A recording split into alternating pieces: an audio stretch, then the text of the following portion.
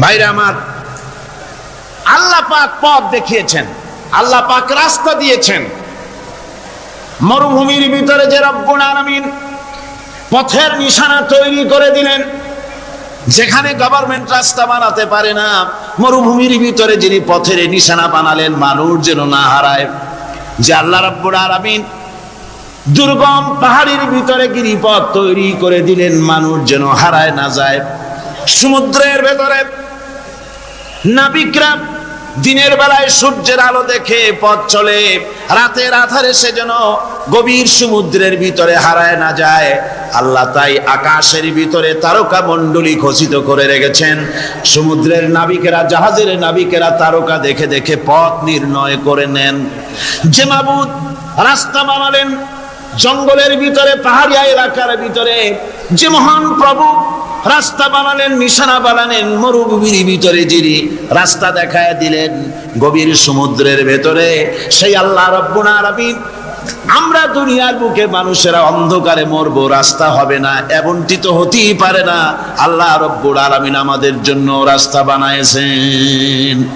আল্লাহ পাক বলেন সোজা রাস্তা, সোজা পথ বলে দেওয়ার দায়িত্ব আমি আল্লাহর। যেখানে রয়েছে অসংখ্য বাঁকা পথ, অসংখ্য বাঁকা পথ যেখানে, যে পৃথিবীতে, সেখানে সোজা রাস্তা বলে দেওয়ার দায়িত্বটা কার? জোরে বলেন কার? আল্লাহ শুধু সৃষ্টি করেন না, সৃষ্টি করেন, শিক্ষা দেন, পথ বলে দেন, পথটাও বাকি রাখেন না, পথটাও তিনি বলে দিয়ে দেন। হযরতে মূসা আলাইহিস সালামের কাছে ফেরাউন প্রশ্ন করলো, তুমি যে রবের দাবি করছো, যে একজন রব আছেন, সে রবের পরিচয় কি? তোমার সেই রব কে? হযরতে মূসা আলাইহিস সালাম যে জবাবটা দিলেন, কি সুন্দর জবাব! এক কথার ভিতরে সমস্ত কথা সন্নিবেশিত হয়ে গেছে। ফেরাউনের প্রশ্নের জবাবে রব কে, এ কথার জবাব দেওয়া যায়, হাজার হাজার পৃষ্ঠা লেখা যায়। রবকে, তার পরিচিতি। আমি যদি এখন শুধু রব শব্দের ব্যাখ্যা করি, তাফসীর করি, রাত শেষ হয়ে যেতে পারে, ইনশাআল্লাহ ব্যাখ্যা দেওয়া যাবে। কিন্তু মূসা আলাইহিস সালাম কি সুন্দর একটা জবাব দিয়া দিলেন, রবকে শোনো। রব্বুনাল্লাযী আ'তা কুল্লা শাইইন খালকাহু সুম্মা হাদা। রব হচ্ছেন সেই, আমার প্রভু হচ্ছেন তিনি, যিনি সমস্ত সৃষ্টিকে, সমস্ত মাখলুকাতকে যিনি সৃষ্টি করেছেন, আর সৃষ্টি করার পর তার চলার জন্য পথ তৈরি করে দিয়েছেন। তিনি হচ্ছেন আল্লাহ পাক, যিনি সৃষ্টি করেন আর পথের দিশা দেন। তিনি হচ্ছেন আল্লাহ পাক, তিনি হচ্ছেন রব। শুধু বানান না, বানাবার পরে তার প্রয়োজনটাও মিটায় দেন। তিনি মানুষ সৃষ্টি করেছেন। আমি সম্ভবত দ্বিতীয় দিনে আপনাদেরকে বলেছিলাম, মানুষ বানর থেকে আসে নাই, মানুষ ওরাং-ওটাং থেকে আসে নাই, মানুষ সিম্পাজি থেকে আসে নাই, মানুষ বাঁদরের গোষ্ঠী নয়, মানুষ এসেছে মাটি থেকে, আদম থেকে। মানুষের পূর্বপুরুষ হচ্ছেন হযরতে আদম আলাইহিস সালাম। মানুষের পূর্বপুরুষ কে? আদম আলাইহিস সালাম। আর মানুষের পূর্বপুরুষ হচ্ছেন আদম আলাইহিস সালাম, আর তার উৎপত্তি হচ্ছে মাটি থেকে।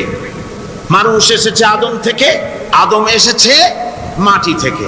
এখন আল্লাহ পাক বলছেন যে আমি হচ্ছি তোমার স্রষ্টা, আমি তোমাকে বানাইছি। কোরআনে কারীমের কথা এভাবে বলছে, কাইফা তাকফুরুনা বিল্লাহি ওয়া কুনতুম আমওয়াতান ফাহিয়াকুম সুম্মা ইউমীতুকুম সুম্মা ইউহয়ীকুম সুম্মা ইলাইহি তুরজাউন।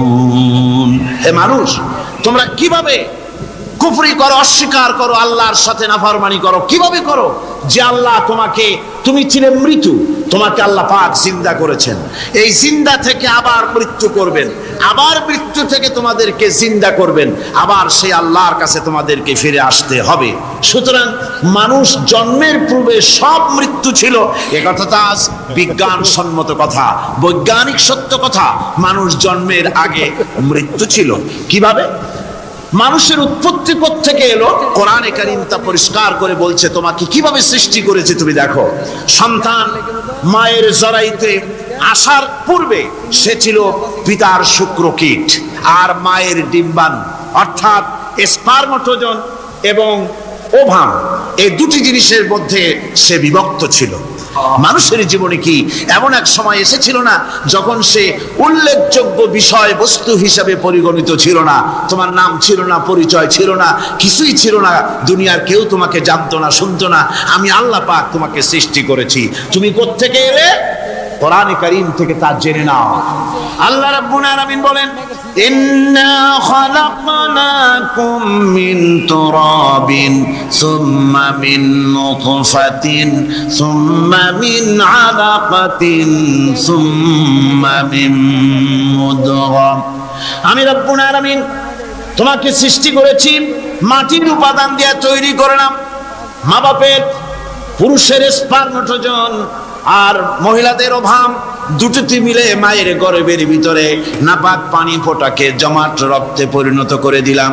এই জমাট রক্তকে গোশত বানালাম, কচি কচি হাড় দিয়ে একটা বডি, একটা স্ট্রাকচার তৈরি করলাম।